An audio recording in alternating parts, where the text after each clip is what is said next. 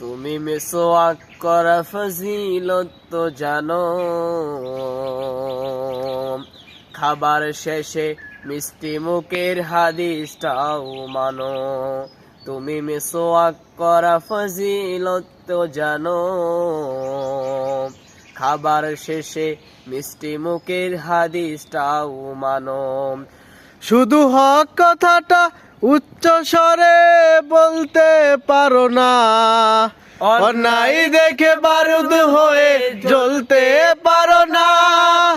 শুধু হক কথাটা উচ্চ স্বরে বলতে পারো না, অন্যায় দেখে বারুদ হয়ে জ্বলতে পারো না।